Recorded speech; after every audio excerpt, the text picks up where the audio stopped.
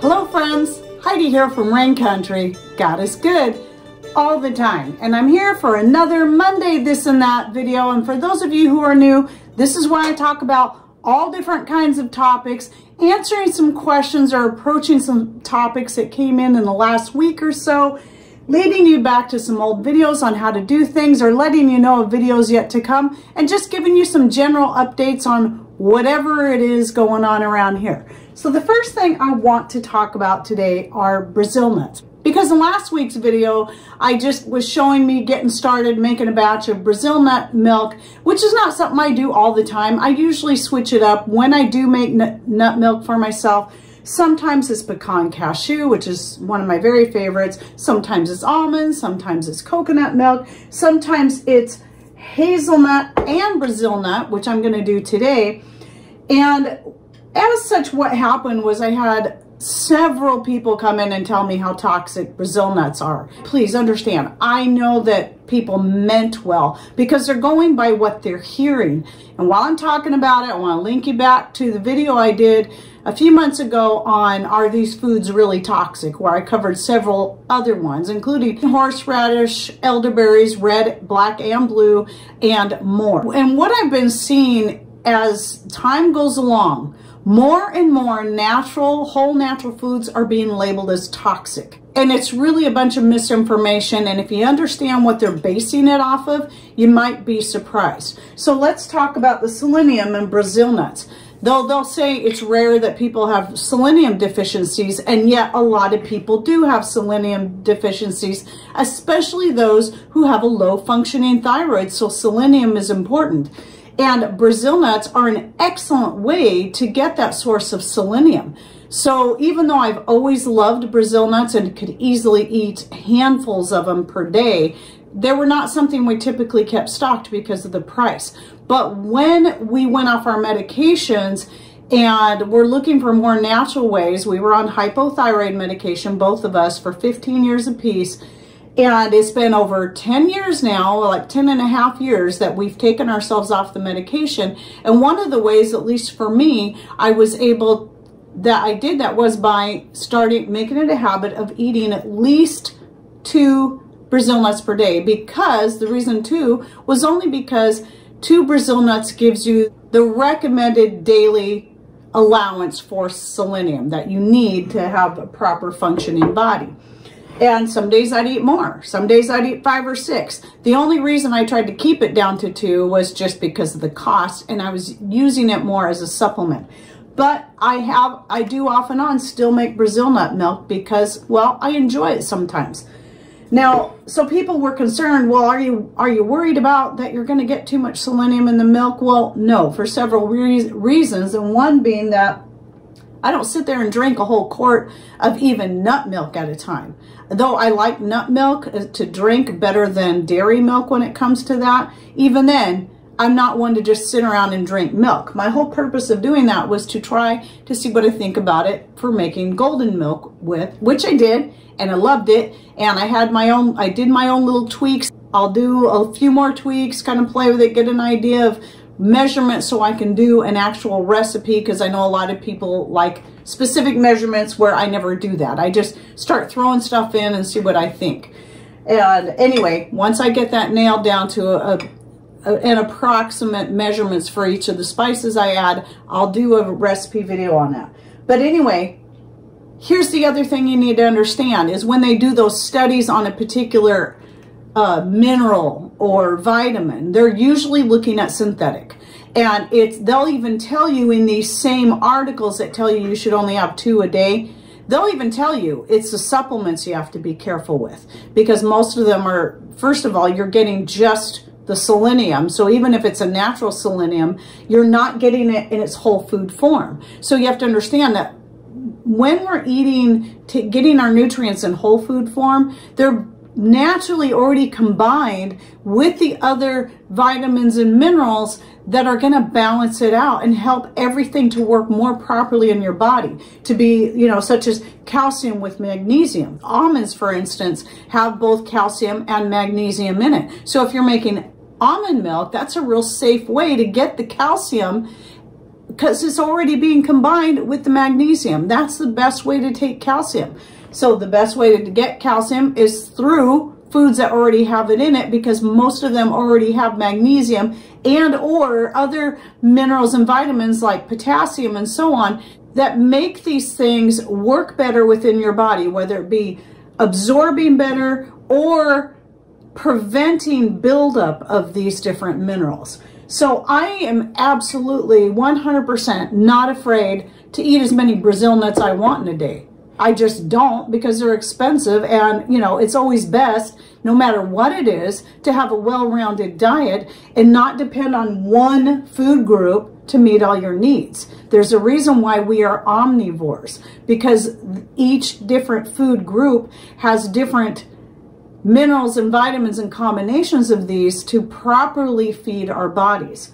So what I'm going to do is I'm going to link you to a couple of articles. One is the Healthline article, and the other is a PMC article where they did studies showing on using Brazil nuts. And in the PMC article, it talks nothing about toxicity of selenium. It's all about getting the selenium from the Brazil nuts into people's diets and then studying the results those had. And for example, one of those studies was done on obese teens. They were eating a minimum of 5 to 10 Brazil nuts each day, because you got to weigh it out. So I weighed these things out because they were going by grams. Same thing in the Healthline article. They were giving you grams, but they weren't telling you how many Brazil nuts had equaled. So another study, they were giving people as many as 25 Brazil nuts at once to see what kind of results it had, and they were positive, not negative results. So make sure that you really double check where you're getting your information and read those things closely. When you read them closely and you see the wording, things will start to fall together. I honestly do believe it is intentional that they're trying to scare people away of the good, whole, natural foods, rather than giving them all the facts, and that it's the synthetic minerals and vitamins that you should avoid, not the foods in their whole form. I got this same thing on the nutmeg. People were freaking out all because one doctor over here said you shouldn't eat nutmeg, or this person over here said it was toxic. Do the full research. Again, everything should be taken in moderation. So as such, I'm going to make some more Brazil nut milk, as mentioned, but this time I'm going to mix it with the hazelnuts because it does make a really nice blend. I've tried making hazelnut milk by itself and it was good, but I found I liked it best when I'm making a nut milk with hazelnuts combined with Brazil nuts. So I usually fill my jar up about halfway. And again, as I said in last week's video, if you want more information on how to make nut milk, I have a whole dairy-free playlist, and in that playlist, not only do I show many different types of nuts and seed milk that you can make and talk about my favorites, I also have some other recipes that I created myself for cheese, fettuccine sauce, and more. So if you have to be dairy-free or you choose to be vegan, that might be a good playlist for you to check out. So I always soak the nuts for 24 hours, and then the next day I process them up to make the milk, and then the pulp gets saved, and I either dry it for a flour or I use it right away in its damp form in pancakes or sweetbreads and more. And I have videos on that as well. Okay, moving on. So another question I kept getting was about using castor oil in making the muscle rub. You can see here, this has actually been going for well over a month. It was actually already going for a month by the time that video finally published that came out last week, because that's how far ahead I am now on my videos. So you can see it's already turned quite dark, and people were asking, well, could I use castor oil? Because castor oil on its own can be a good muscle rub because it's very warming. Yes, you can, but I personally would not use it alone when it comes to making an infusion like this. Just like with my hair oil, when I do the hair oil infusion, which is, you know, I rub into the scalp to help increase hair growth, I do add castor oil to it, but I don't use it on its own, because castor oil is also good for helping to promote hair growth. But the reason why is because it is a much more viscous oil, which means the more viscous something is, the less likely it is to infuse well. So I recommend going 1 part, if you're going to do that, 1 part castor oil to 3 parts of whatever oil of your choice, be it almond, avocado, olive, grapeseed, and so on. I think you could probably go up to a 1-to-1 ratio on those, and it would probably be fine, but you might want to start off with the 1-to-3 ratio. And then black seed oil would be another one you could add into the infusion as it's infusing. And I thought about that, and I personally do not recommend using straight, just plain black seed oil in your infusion. If you're going to add it in as an oil for the infusing, I would say the same thing. 1 part to 3 parts, because it could get too hot. I prefer to leave them separate, because for one, black seed oil is very expensive, and that way I can also switch it up. Let's say I'm doing it twice a day. At one time of the day I might use this, and another time of the day I'll use just the plain black seed oil as a joint and muscle rub. And it is an excellent one by itself. Some people might still find it too hot and might need to dilute it in another oil before using it in that way. Again, my video on the fermentation collaboration that's going on for the whole month of February, that one's coming out on the 21st, but I'm going to go ahead and give you an update now. You can see right here, my herb vinegar here has just reached the point now where the herbs now are all staying at the bottom. I do not have to stir it every day now. This just happened where they all sunk to the bottom, but it's still going to have 2 weeks to go before it's ready. So just expect that when your vinegar gets to about the halfway point, which is right around 2 weeks, whatever it is that you're making vinegar from is going to sink to the bottom. At that point, it's up to you if you want to stir every day. The one benefit of stirring daily is that it just kind of helps keep things moving around in there and keeps it aerated. And you shouldn't have to worry about anything, any mold at this point. Once it hits the 2 week point and nothing's floating above the surface, there's not going to be mold forming on top. You will see stuff forming on top. Sometimes it's going to be cam yeast. Sometimes it's going to be a SCOBY starting to form, which is kind of gelatinous looking thing. And it will start off as a thin film. I did do a video not too long ago about what is on my vinegar, and I'll link to that video down below if you want to check that out to get a better idea of some of the various things you'll see floating on the top of your vinegar that is perfectly safe. Oh, and this is my current bottle of hair rinse vinegar. I just topped it off so I could put it back in the shower, because this is what I use to wash my hair most of the time. And then on the once a week, I do wash my hair with some kind of soap, whether it be Dr. Jacobs or my homemade shampoo made from my own homemade soap. I still follow it up with a vinegar rinse. And if you'd like more on my natural hair care regimen, I'll link to that video in the description box down below as well. Okay, a few more questions. I've been getting asked a lot because it's that time of year. Where do I buy my seeds? So whenever I need to get new seeds or I'm wanting to try a new plant, a new herb of some kind, where do I buy them? Well, years ago I used to buy from Baker Creek. As of 2020, I stopped buying from them. First, it was just because they were always out of stock of what I needed, but also for other reasons that I'm sure if you follow Zach from An American Homestead, I'll never go back to Baker Creek. But what I do is I always look on Etsy now, and I buy from small sellers that usually try to look for people that are closer to my type of climate, that are growing their own herbs, vegetables, and more. And of course, I'm looking for organic heirloom seeds when I do that. Just do a search on Etsy for whatever seeds it is you're looking for. And then a lot of times it will say where they're located, and then it will at least give you an idea. And then you can look through their other seeds and see what they have. That's usually what I do. So I wanted to get some more arnica seeds because I went through all my arnica seeds last couple of years. They never did. I never got anything out of them. I want to try again this year because arnica is so expensive, yet a very effective herb to add to your joint and muscle rub or to your soaks if you have broken bones, bruises, sprains, and so on. So I just ordered some more, plus a few other seeds. I've always had really good dealings with people on Etsy when it comes to buying seeds. And just to let you know, I haven't started planting anything yet. I'm actually going to hold off a little bit longer this year and not even start my tomatoes and peppers and I always start them in the house. I'm not even going to start them until the 1st of March, which is later than usual. But after last year, I decided it would be best to wait a little longer and then start them inside and then move them out once to the greenhouse. Once I know it's not going to freeze anymore, and then we'll also have that a lot better insulated, since we use the insulating from our Misfits Market packages to actually fill in the soffits, and that made a huge difference in keeping it warm in there. But once I start doing that, I'll be doing garden videos. I'll start off just doing garden updates in my this and that video, and then once I get to a point where I can start doing my garden tours, where I've got enough growing that I don't mind getting out there and doing a few tours, I'll start doing those videos, and they'll be timely. They'll be within a few days from the time they're shot and the time they publish, and they'll publish on Wednesdays.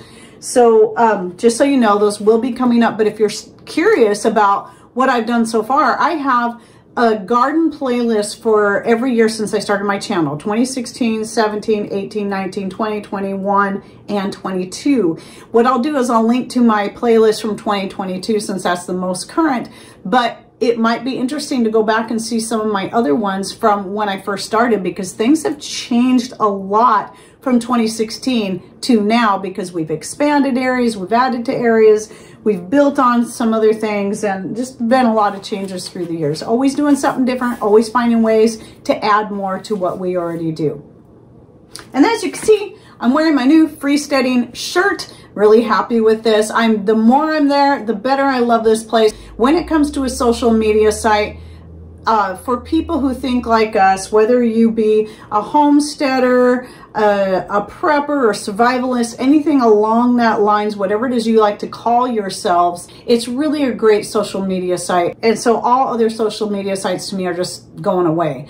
I mean, I'm not saying I'll never ever go to them, but it's going to be my main hangout, because most of the people there are going to think most similarly to us, and I feel like I have the freedom to discuss certain things that I wouldn't be able to discuss on Facebook or even here on YouTube. And Tag and B are really great people. The more we get to know them, the more we really enjoy them, and they're the ones that started that whole freesteading community, and they have their own YouTube channel that I'll link to down below if you'd like to check them out. So just remember, this isn't like any other social media site. It's completely owned and operated by fellow homesteaders.